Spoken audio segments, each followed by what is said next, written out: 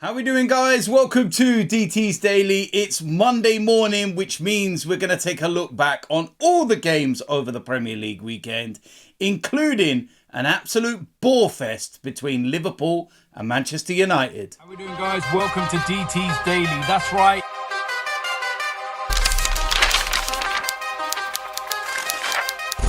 So, like I said, it's Monday morning, which means we get to look back over the games on the weekend. Not as much controversy as normal. There are a few little things that went on over the course of the weekend that I'm going to speak about. But compared to, previous times, it's not as bad. But it'll probably even itself back out next weekend, and then we'll have loads of mad, crazy decisions by the officials. But yeah, look, listen, the first place I'm going to start with the Saturday games is Bournemouth against Luton Town. For obvious reasons, the Luton captain, Tom Lockyer, had a cardiac arrest on the pitch. Obviously, the game was suspended. From what Luton have said so far, he's in a stable condition, but they ask, that his privacy is respected and they will update in due course. But yeah, what an awful moment. And of course, we all saw what happened to him in the playoff final only a few months ago. And what I don't want to do is sit here and speculate. What I don't want to do is talk about, things that can be saved for another day as to why and whatever. It's just about, Tom Lockyer himself recovering, and hopefully one day being able to play again. But first and foremost, making a full recovery. That is the most important thing. And then the speculation and the talking and all these different theories, etc., can be spoken about at an appropriate time. But yeah, such a sad moment. And seeing those images is not nice. And your heart goes out to everybody at Luton and the family, and hopefully he makes a full recovery. And not a nice one to start on, but I felt it was the appropriate place to start. Friday night's game was Nottingham Forest against Spurs, 2-0 win for Tottenham. Very comfortable. The one talking point would probably be Basuma with a red card. It was a red card. It was reckless. It was late. It was stupidly high. And listen, it's a red card all day long, and it will be. So that's a good 3 points for Spurs. And Nottingham Forest, they're not looking great, to be fair. Going into the Saturday games, Chelsea against Sheffield United. Very comfortable 2-0 win for Chelsea. Sheffield United changed their manager, but still look toothless. And there's not really much to report on that. It was just a very, very standard win. And very simple match. Newcastle against Fulham. 3-0 win for Newcastle. Fulham went down to 10 men when Jimenez was sent off. This is one which I will look at and I will say I think that's a little bit harsh. If you've played the game and you understand it, you know what he's trying to do. And once the ball's cleared, there's nowhere else for him to go. It's one of those where in this day and age, you're going to get a red card. But at the same time, when I've seen some incidents of late that don't get punished, and this does, it just leaves that question again in your mind where you're thinking, where's the consistency? And this is the thing. There's no consistency with these officials. One week it's one decision, the next week it's another and another. And I promise you, it gets worse further down the pyramid. Once you go into non-league, the referees that are trying to, climb their own ladder to get to what they call the holy grail of officiating in league football and the Premier League and everything. Believe me, they are dreadful. Dreadful. My team over the weekend, we conceded a penalty. And it was one of those ones that you've seen over recent weeks where it deflects onto his hand, where there's nothing he can do. There's no handball in any way, shape or form. And the referee's just gone, penalty. And everyone's like, what are you doing? What do you mean? You can clearly see that it's come off the foot and deflected onto his arm. So how's it a penalty? It's not even worth getting involved because they don't listen and they're just incapable of doing their job. But yeah, Newcastle, brilliant win for them, given, recent results and some of the issues that they face. So I think that was the perfect game for them. And, Fulham going down to 10 men was just, it made life a lot more easier, shall we say. Burnley against Everton, another win for Everton. They've now accumulated more points than they've been deducted in recent weeks. And fair play to them. Sean Dyche going back to Burnley, of course. And Burnley, they look poor. They look so poor, so toothless. And Everton, it's a brilliant win for them. And like I said, I don't think they're going to be involved in any of the relegation talk. I said it even when they were deducted the 10 points. Ain't going to happen. They've got too many good players in there. And that's a big win for them. The big shock over the weekend and on Saturday was Manchester City 2, Crystal Palace 2. I looked at this game, Man City at the Etihad. I was already predicting a Man City win. And that's no disrespect to Crystal Palace, but I didn't see anything other than 3 points. And when Manchester City went 2-0 ahead, I looked at it, see the notification on my phone, and I thought, that's it, done. Focus on our game tomorrow. And Man City have got that victory. And I then checked a little bit later on, and I see the score, and I was like, what on earth has happened there? That's 2 points dropped for Manchester City, and it was a last-minute penalty. Elise scores it, and it was a penalty. Phil Foden didn't see him coming on the blind side, and bang, it's penalty. But yeah, for me, that's 2 points dropped for Manchester City, massively. Going into the Sunday games, West Ham comfortable 3-0 winners against Wolves, but there was a moment in this game, and this is what I talk about with consistency. This is what I talk about with, we see one thing one week and then not another, etc. There was a moment in this game with Kufal where he has came across, I can't remember what Wolves player it was, but it's literally a forearm smash. It's a red card all day long in any game or any walk of life. It's assault. It's a red card all day. VAR have looked at it and they've said no. Now, coincidentally, guess who the VAR referee was? Jared Gillett.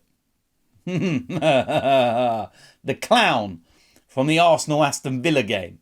And when you think of that forearm smash that Aston Villa got away with, and it probably makes sense in a way, because if he would have gave that, there would have been questions asked as to why the week before a game that he was officiating, something like that wasn't given.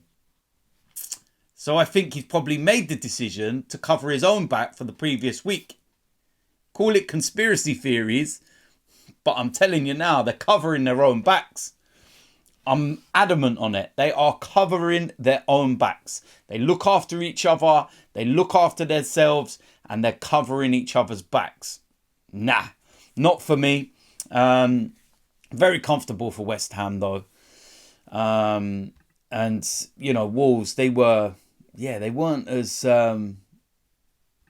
decent as they have been in recent weeks. Kudus scores a couple of goals. He's looking really good and looking an absolute bargain. But yeah, it's a very, very good result for West Ham. Arsenal 2-0 winners against Brighton. I've touched on this game so much in the match reaction and everything. Very, very comfortable, to be fair. And there's not a lot of teams that will ever do that to Brighton and dominate them in the way that Arsenal did. Very, very big 3 points. Brentford against Aston Villa. What a crazy game this was. Brentford went 1-0 up. Then they had Ben Mee sent off, rightly so again. And then it kind of gave the ascendancy to Aston Villa. They equalise. And then Ollie Watkins scores. And this is the start of the madness. And when he scores, he goes into the net and he's pointing at somebody in the crowd. It's very evident that he's singling out one individual. And as it transpires in his interview afterwards, because you've got to remember he played at Brentford, he came out to say that his celebration was not to do with Brentford as a club and the fans in general. It was one individual who was giving him dog's abuse all game. And it wasn't just abuse that you could call banter and it's standard kind of stuff. It crossed the line and he felt really, really like that he had to respond in that way to give something a little back. And yeah, we don't know what was actually said, but it sounds like it wasn't pleasant from, you know, what Ollie Watkins was saying, to the point where, you know, he's had to react. And he seems like a player that's very laid back, very calm, and doesn't really get riled that badly. So whatever was said obviously affected him, and he had to, you know, give a little back. I don't mind that at all. I think that's brilliant. But then what followed from that was just insane. First of all, there was the back pass, which nearly gave Brentford a 2-2 draw. And then Emi Martinez got barged by Mopai and he fell like a sack of potatoes. And it was just pathetic. And then an incident happened where Mopai is on the floor because Martinez has barged into him. He's then literally picked him up by his shirt and trying to drag him. And then there's all kinds of commotion. On one of the angles, you can see Unai Emery in the background going mad at Martinez because he's like, what are you doing? Why are you, doing this?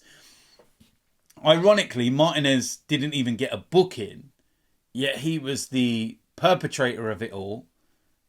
It was insane. I see a statistic on Match of the Day, because Kamara got sent off as well, and that was right because he, grabbed the Brentford player around the face. But there were 10 yellow cards, and then there were 2 red cards. And I think, if I remember rightly, there wasn't a yellow card in the whole of the first half. Everything happened in the second. And then there was about 7 or 8 of these cards after the 65th minute, something like that. It was mental.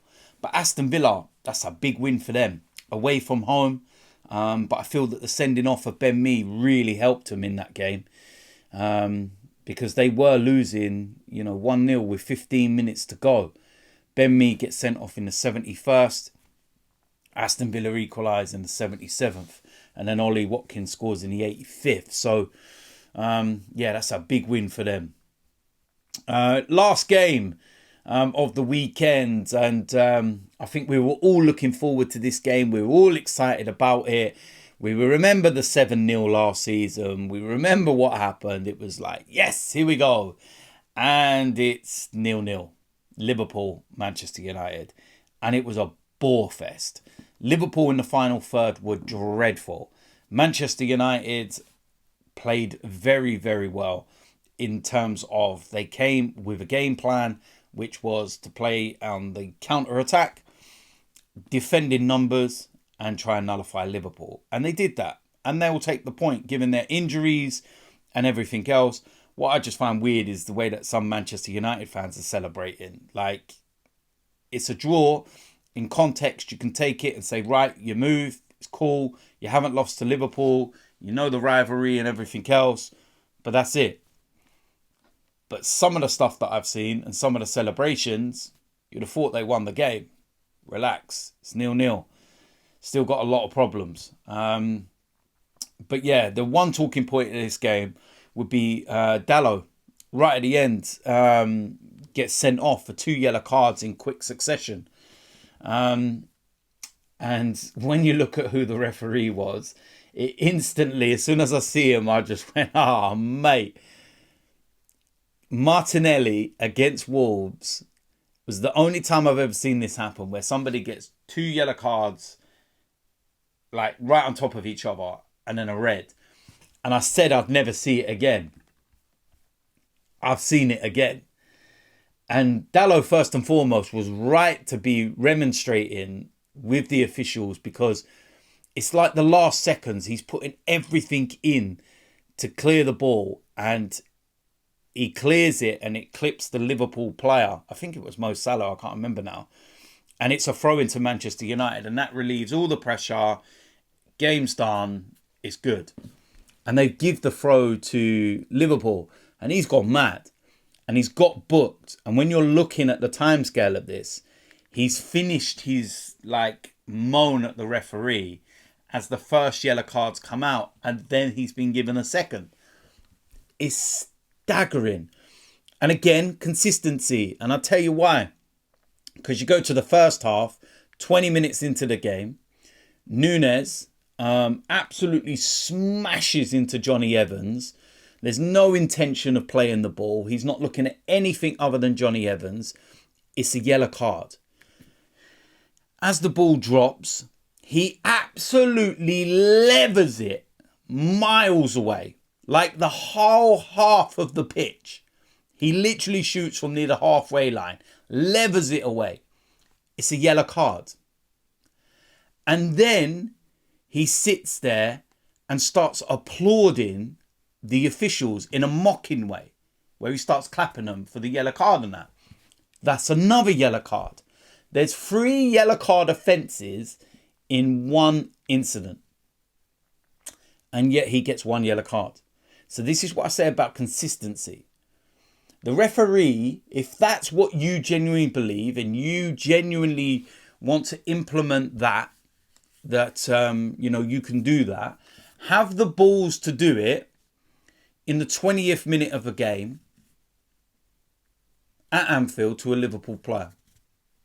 It's very easy to do it to an opposing player at Anfield in the 95th minute when there's 30 seconds to go. But if those are the rules you want to implement, then why are you not doing it to Núñez in the 20th minute? And this is the thing. I'm not one for saying that you should get sent off or whatever. I'm going by the referee's, own principles and standards. Núñez should have seen 3 yellow cards and been sent off, if that's the way you want to go with the referee's, mindset. So it's an interesting one, but again, consistency. There's none. 0-0. Great result for Arsenal, because they stay top of the Premier League now. And we go into the final round of matches before Christmas. And do you know what? It's really mad as well. But Aston Villa are playing at home against Sheffield United, and I'm not expecting anything other than an Aston Villa win. And that's on Friday night, which means they go top of the Premier League before Liverpool play Arsenal. If Liverpool draw with Arsenal, then Aston Villa will be top at Christmas. Arsenal win, they're top at Christmas. Liverpool win, they're top at Christmas. But I can already predict it now. Aston Villa go to the summit, top of the league, and the absolute meltdowns about Unai Emery. Oh, mate, you can predict it already, can't you? Just like, oh, mate. Anything to moan about. Staggering. But yeah, some big games. Like I said before, the Christmas break. But Christmas Day. Manchester City, of course, are not playing. They've got some Club World Cup thing, whatever it is. Crystal Palace are playing Brighton, Villa, Sheffield United, West Ham, Manchester United. That'd be an interesting game. Tottenham, Everton, again, another interesting game given Everton's form. Nottingham Forest, Bournemouth, Fulham, Burnley, Luton, Newcastle, Liverpool, Arsenal, and Wolves, Chelsea. So some interesting games in there. The pick of them is Liverpool, Arsenal, of course. West Ham, Manchester United, Tottenham, Everton, 3 games I'm looking forward to seeing. So yeah, listen, there we go. That is it for today's DT's Daily. As usual, let me know in the comment section what you think about today's topics. If you're new around here, hit the subscribe button, smash a like on this video, and I will see you lot soon. I'm out of here.